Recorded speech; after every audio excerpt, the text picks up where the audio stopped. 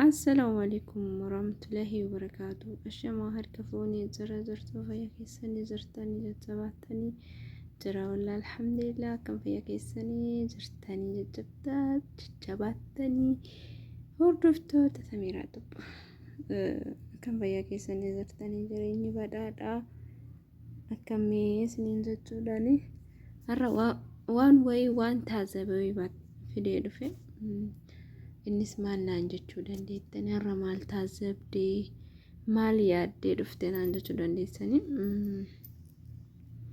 Innis wanni an taazabe tokko dhugaa dubbachuu fi waan wayii taazabe namni fakkeenyaaf mana namaa irra deemee dalagu kuni mumkin agartanii mana nama biraallee seenii akkas dalagu kun dhugaa rabbii waa baay'ee taazabaa waa baay'ee sargaa.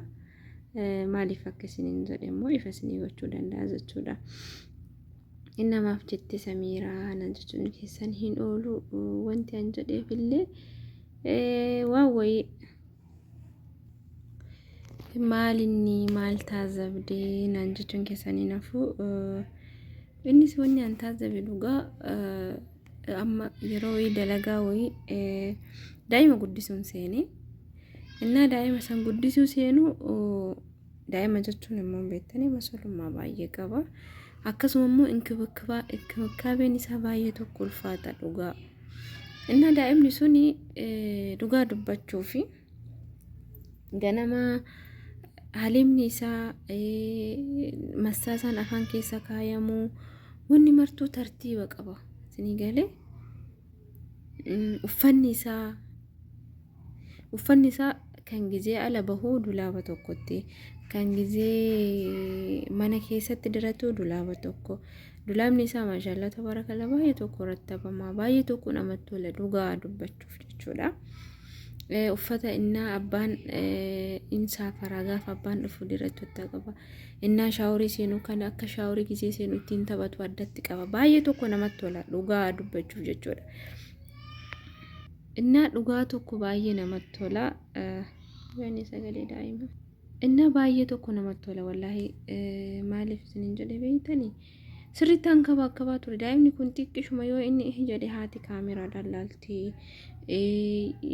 baqa xiqqooma akka inni muufatuun feetu. Innaa hirribni isaa sa'aatii qaba. Sa'aatii isaa san dabarsitee raffistu sa'aatii isaa san dabarsitee hin kaastu ribaa jechuudha. Saalooniin jalaaf gubbaadha jalatti algaarra rafuu qaba gubbatti algaarra ol baastee raftuu qaba. Aannan isaa kaarabaadhaan danfifama akka daa'immanii mana tokkotti akkanumatti zimjettee bishaan ho'istee ittiin naqxuuf maal goota wanta gootaaf kana kaarabaa jira kaarabicha sanitti gubbarraan aannan itti naqxaa cinaa tokkoon bishaantu gala. Kan sirriitti ho'isu kan qabbaneessu jiddu galeessa jira. Jiddu galeessa san fayyadama. Xunxoon itti dhugee geessisanii saamunaan isaa addatti jira. Saamunaa isaa akka qophaasanii dhiqxeenii jechuudha. Fuutee maal goota ammallee kaarabaa akka gassaalaa qaba jechuudha. Achirra keettee xunxoo isaa masaasaa isaa achirra keettee akka goggoguuf akka hafuuran baasneef jechuudha. Innaa saniin geessitaa xunxoo aynata baay'ee qaba. Fakkeenyaaf xunxoon tokkichi tokko aynata sadii qaba. Sadiin keessa tokko kan yeroo marraa beela'e 180 gootuuf kan gizeenni quufarra jiru 120 gootuuf aynataan qaba. Marraa sitti tolanii wallaahi xunxoon inni itti fayyadamu sun jechuudha. Baay'ee tokko namatti tola. Innaa wanti isaa marti adda. Inkibikaabeen isaallee akkasumas itti tola. Xiqqoomaa bakka cimilliqii maar waan akkas daa'ima jahaati gisee san ji'a torbaffaa seenee jira maashaallah. Innaa bakka daa'ima ofii inaan kabanii xiqqooma yoo qufa'uu miti xiqqooma inni haxxifatee maal ta'e jedhanii beeksisanii guutuun fiiganii itti dhufanii. Innaa baay'ee tokko namatti tolan hin jaalatanii ol fuudhanii kaan godhanii daa'imni kun wallaahi laazim baay'ee isinitti tola dhugaa isinii dubbachuudhaaf suuraa isaan qabu yoo suuraa daa'ima namaa fiduun hin taatu rabbiillee irraa na gaafata maaliif warri gisee sana amantummaadhaan mana ofiitti na dhiisee waan deemeef daa'ima namaa sawwartee miidiyaarra fiduun hin ulfaata eeyyama maatii isaatiin hin ta'in alatti jechuudha. Innaa baay'ee tokko sitti tola. Aannan isaa gootee fi kaatti xunxoon isaa ka dhiqamuu qaba. Waamni marti isaa kan of eeggate jechuudha. Hatta gaafa ji'a ja'affaa nyaata nyaachuu jalqabe kan laaxaa maashinaa bittee fi kanuma san bilcheessee homa san daakee homa san keessaa baasee kennuuf jechuudha.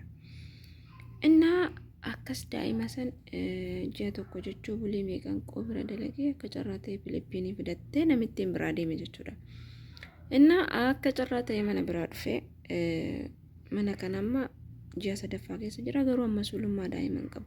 Dhugaa rabbii waan taasifame qabu. Sun namittiin xiqquma inni boonnaan laal hammattee ofirra keettee akka isiin jaalala kennituuf jala raffistee maal jette. Bakka dhugaa rabbii haadha akkasii jedheetiin isitti awwal marraa deettelleedha daa'ima isii tokkoffaati marraa hanqabaa qabdi maashaallah tabaarakallaa. Innaa amma deemee mana kana dhufe. Innaa mana kana dhufu sulummaa daa'imaallee hin qabu intala namitti kan awwal heerumte jechuudha. Dhugaa rabbii hin kolfitan dhugaa hin kolfitan daa'imni isii jechuudha. Tanganama saa amma kan amma gisee kanaaf haasan irraa jijjiirame amma saa kana irraa jijjiirame amma akka sa'aatii na biraatti sa'aatii 6 jechuudha fajrii azaaname already geeffameera. Asrii malee itti deebee namni quba isii qabu hin jiru daa'imni turreef ji'a torbaffaatti. Wallaahi laazimii waan kijiba rabbi nan dhiisu tuntuun isii jechuudha. Ajaa'ib daa'imni innaa haqqistu innaa haqqeen isii ol deebi'u hafuura ajaasanii hafuura tuntoon isii wallaahi guyyaa meeqa jechuu sooqiddaaf loominaan keessa isaa dhiqee fi bishaan ho'aadhaan zafee akkasitti kaa'e tuntoo takkitti qabdi waan ittiin dhiqan hin qabdu. Ilmi namaa kun akkuma bifti namaa amalli namaa haalli namaallee garagara. Jarri sun suudii mataanii akka haaji nabii of godhan. Jarri kun akka suudii qulqulluudha garuu ilmoon isaanii waa tokko cimdaqe. Daa'imni kun ofirratti haqqistee achitti haca wallaahi laazim dhuba baqa si jibbisiisa wallaahi baay'ee tokko. Inna maaliif akkana gootaa leeshka tuntoo ittiin dhiqanii fi hin binnee fi deebitee immoo feeriin daa'imaa hin ta'u laazima saamunaa daa'imaa seedalii yaadaa fiduu qabda jedheen. Uffanni mana san ture jechuudha saamunaan daa'imaa adda kan uffata itti miicuuf abadan. Uffata kaawwanii walitti miicamu saamunaan isaa adda daawwaniin isaa adda wanni martuu isaa adda. Kun asittan saamunaa warra gurguddaa miicuun taayitiidhaan miicaaf daa'imatti jechuudha. Innaa bakka akka daa'imni iddoo raftu asuma amma bakku anuma birallee fidanii asuma akkanuma lafuma kan ginoo lafuma amma isin agartan kana raga ciibsanii rafatti rakkoo tokko hin qabdu. Innaa akkasitti isiniin jedha uummata qashtii baay'ee taazabeen daa'imni isii qanii tokko of keessatti sagaraa gooteerti yoo daa'ima hin dhugdi. Irraa funyaan qabatte natti ajoofte jettee wallaahi laazim hin kolfee wal garaan kun na dhukkube ilmoo fi daltee na jooftettee funyaarraa qabatte bara uffee jettee bakka waan tokko dantaa hin qabdu. Nam tokko amma daa'ima ofii mana gatee mana barattee barumsa deemtee naa dhuftu daa'imatti boota osoo boottu argitu hirriba ofiitii boota soqattee deemtee rafti. Daa'imattiin asumatti gayyite wallaahi guyyaa garii garaa na nyaattee aannan fagoodee fi kan isii raddaa isin itti dhugdu kana fadhiqee jechuudha. Akkasitti fuudhee raffisaan faa jechuudha. Jaartiin nama guddaadha hojii taaggaltee dadhabdeetti dhiistee biraa deemtee rafti. Garaa na nyaatti nama guddaadha. Nama daa'ima naannessuun isiin amma kalaas nama isiyyuu nan kabakabamtu jechuudha walumaa galattu. Innaa dubartiin tokko heerumuma bichaa feeti malee ilmoo ofii akkatti qaban beektu amma daa'imni sun nasiiba guddatti. Affaasaan isii sa'a 24tti gisee lamatti jijjiirama. Adeemni isii kan adeematti dalagamu wanni aannan itti naafamu kun tokkichi isaa hin dhiqamu. Bakka namuu dhaqeetu achumatti itti lollee achumatti itti naqaaf. Namuu achuma dhaqee lollee achumatti itti naqaaf. Ere bismillah wallahi naqaffafan. Innaa fidanii isaan maksalaa keessa ganna qabu rabbal kaaba qallaal kana rabbiin natti shaayida qallaal kana na jaa'u. Leesh gisee tokko dubartiin takka keessattuu dubartiin arabaa hojiin jaraa heeruma bichaadha garuu ilmoo ofii guddisuun beekan akka argan godhan. Daa'imni tun bakka ofirratti gororaa oolte ofirratti haqqisaa oolte achitti teessisanii amma sababa isiitiisisni manatti ol guute maaliif firee daa'imattiin hin haqqisti namni gisee siqqiste bakka sanii isii jala xaraguun jiru akka feete godhanii bakka minam waan inki bukkame daa'imaa jedhame masulummaa daa'ima jedhamu zeero dhugaa rabbi yeree bismillaa baay'ee tokko namatti ulfaata warabbi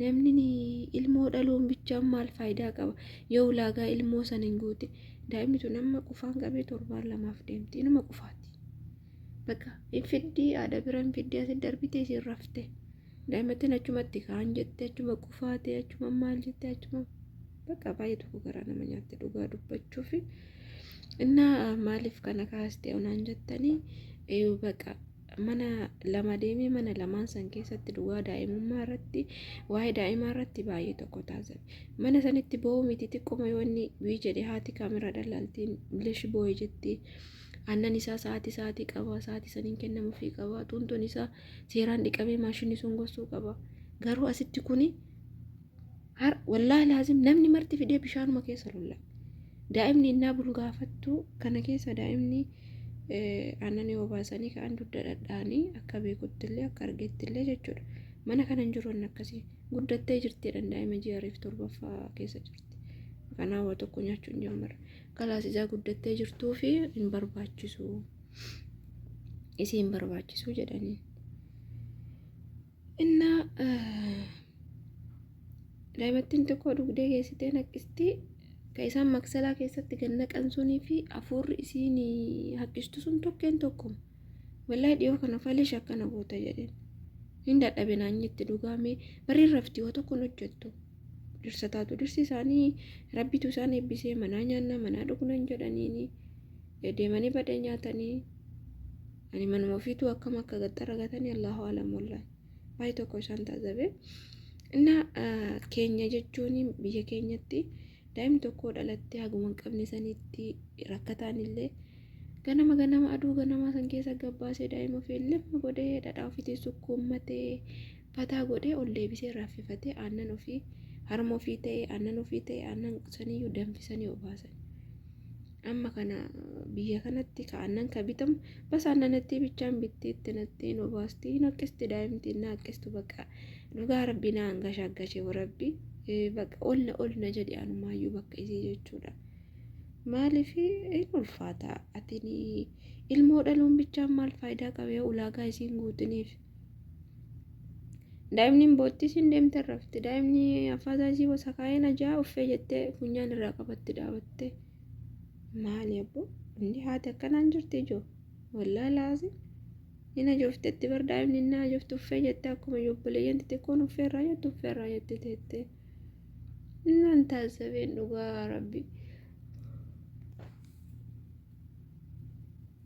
baay'ee tokko taazabeen inni akkasii isiniin jedha viidiyoon koo isinitti tole laayik sheer sabskiraayib hin dagatinaa jajjabeessaa uummata qaalii fi gaarii nama isiniin jedha inna haadha bichaa ta'uun faayidaan qabu haadha jechuun waa mara ta'uu qabdi inna inshaallah faazatti ergaa inna isiin taateef inna yoo isin haqistachumatti tarkaanfattee bira tarti daa'imatti achuma deebite camallatti bakka si qaffafa dhugaa rabbi yaa salaam daa'ima jiddaa sababa laalaa inna akkasii oduu isinitti baay'isee nagaan naaf turaa